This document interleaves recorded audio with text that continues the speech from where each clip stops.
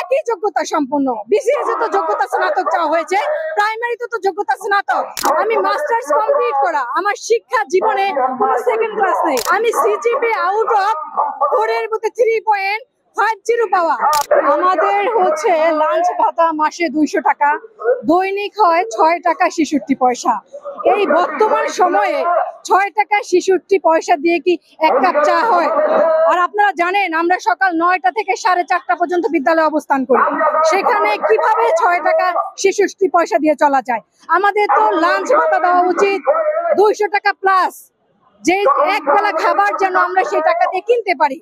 কিন্তু এটা লজ্জা, স্বাধীনতার এত বছর পরেও আমাদের এই ডিপার্টমেন্টকে, শিক্ষা ডিপার্টমেন্টকে সুন্দর করে সাজানো হয়নি, একটা স্বতন্ত্র বেতন কাঠামো হয়নি।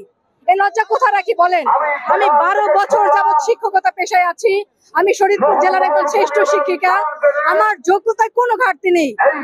আমি মাস্টার্স কমপ্লিট করা, আমার শিক্ষা জীবনে কোনো সেকেন্ড ক্লাস নেই। আমি ঢাকা ইডেন বিশ্ববিদ্যালয়ের শিক্ষার্থী ছিলাম, যেটা ঢাকা বিশ্ববিদ্যালয়ের অধীনে ছিল। আমার সার্টিফিকেট ঢাকা বিশ্ববিদ্যালয়ে লেখা। আমি সিজিপি আউট অফ 4 এর মধ্যে 3.50 পাওয়া। শুধু কথায় কথায় বলে আমার যে যোগ্যতায় ঘাটতি আছে। যাদের যোগ্যতায় ঘাটতি আছে সেই সকল ডিপার্টমেন্ট 16তম 17তম থেকে 10ম গ্রেডে পদোন্নতি পায়। আর আমাদের শিক্ষকদের বৈষম্য নিপীড়ন দিয়ে 13তম গ্রেডে রেখেছে। কেন? আমি কি অযোগ্য? আবার দেখেন, আমরা 3টা দাবি নিয়ে এখানে এসেছি। 10ম গ্রেড বাস্তবায়ন করা, উচ্চতর গ্রেড প্রাপ্তির জটিলতা। আমি যখন 13 সালে শিক্ষক হই তখন আমার সার্কুলারে ছিল 3টা টাইম স্কেল। 2015 সালে পে স্কেলে আমাদের টাইম স্কেল কর্তন করা হয়। আমাদের বলা হয় 10ম গ্রেড পূর্তিতে একটা পাবে, 16 বছর পূর্তিতে একটা পাবে। আমার 12 বছর চাকরি পূর্ণ হয়েছে, আমি একটাও পাইনি। আমি যেখানে আছি সেখান থেকেই নীরবে নিভৃতিতে অবসরে চলে যেতে হবে। এটা কি কোনো কথা? তো নিজেই 4 থেকে 5টা বিসিএস আবেদন করেছি।